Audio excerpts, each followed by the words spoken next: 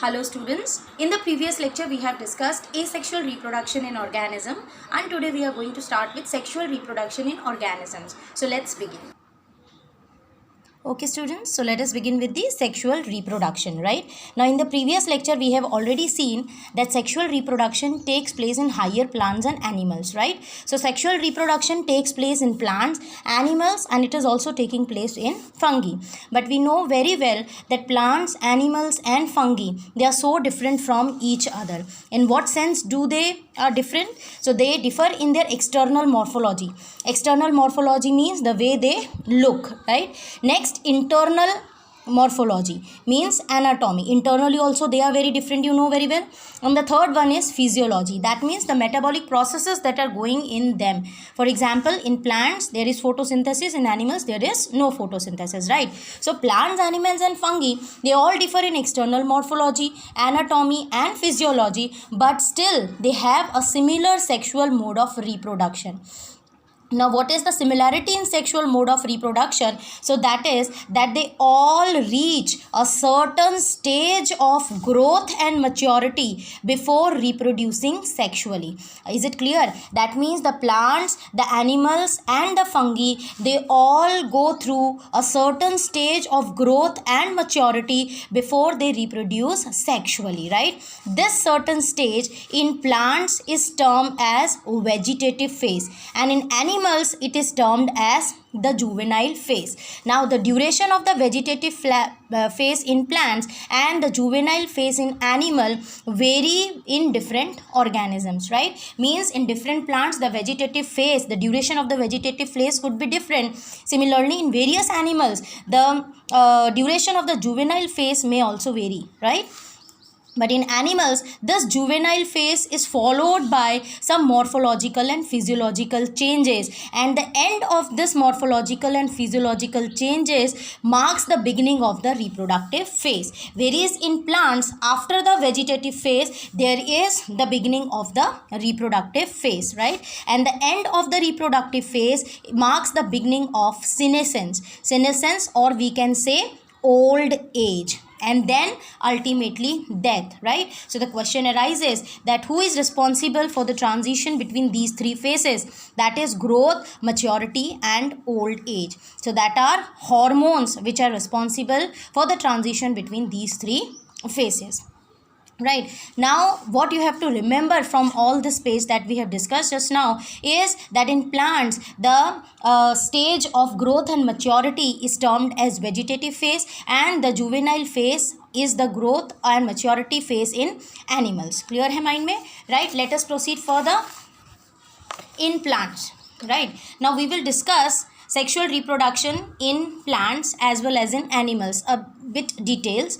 Let us proceed with plants. You know there are three types of plants. We can categorize them into three categories, that is annual, biennial and perennial. In your 11th standard you have already studied the meaning of these three terms. Annual means the plants that live for one season, right? Biennial means those which live for 2 seasons, and perennial means trees which live for many years, right? Now in annuals and biennials we can clear cut see the three phases of the plant, that is the vegetative phase, the reproductive phase and the senescent or the old phase, right? But it is very difficult to define these phases in perennial, right?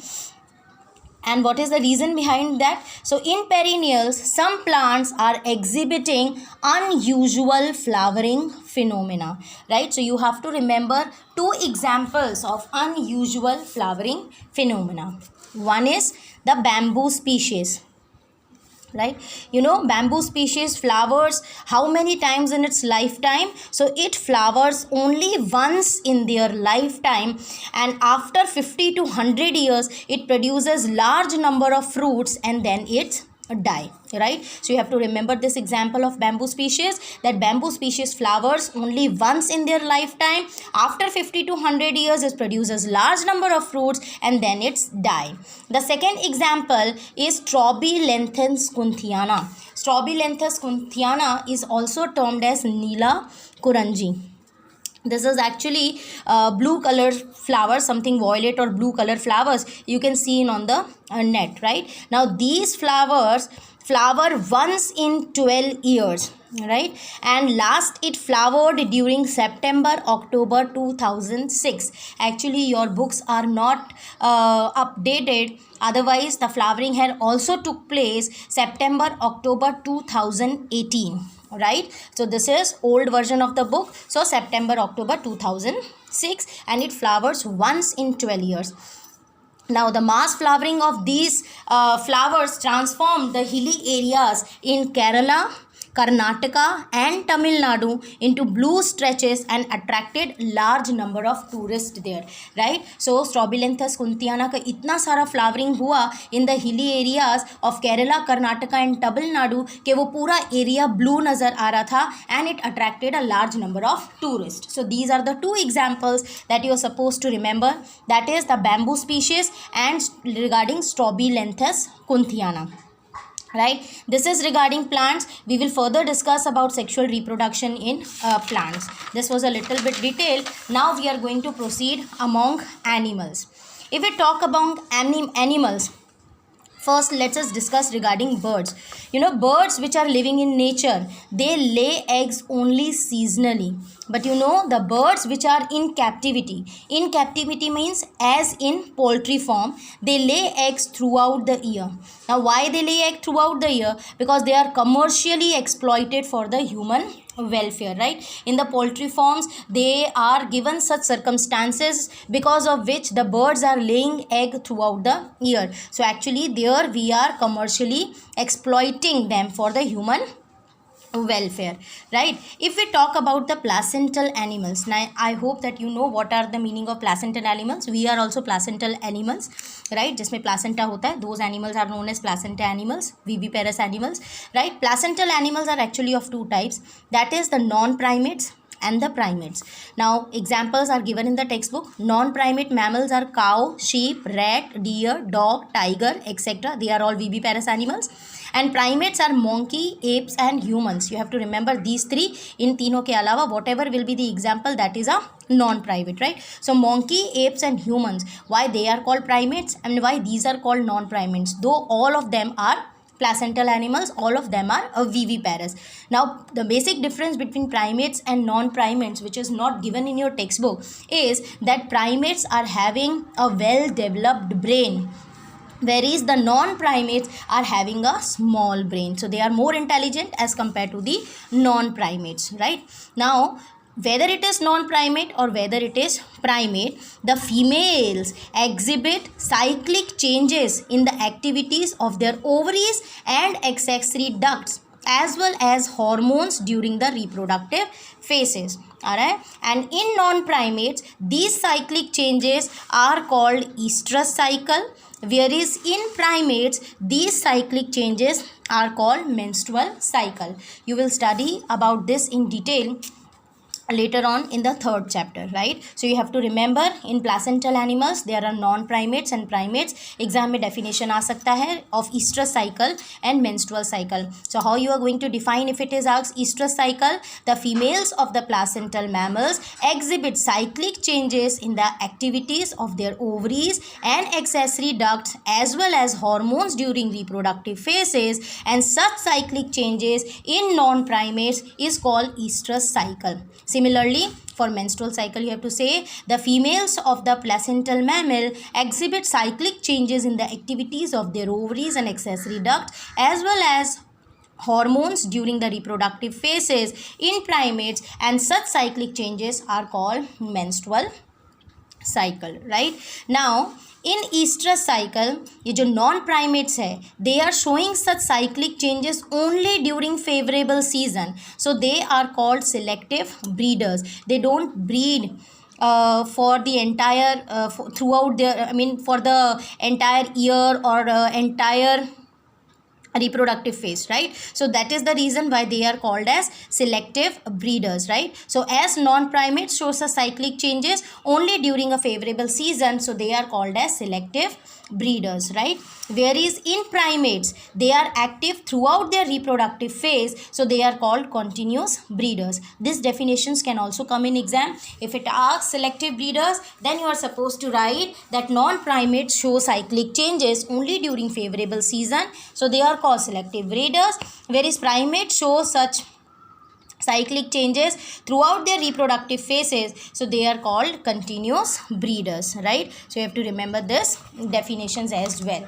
So next we will just discuss regarding the events in sexual reproduction, that the events in sexual reproduction are all same in all the sexually reproducing organism, but they are elaborate, they are complex, and they takes place in sequence. What sequence? So you know that first of all there will be formation of gametes, then there will be fusion of gametes, and then there will be formation of the embryo. So they are always taking place in sequence. For our convenience, they have divided all the events in sexual reproduction into 3 stages, right?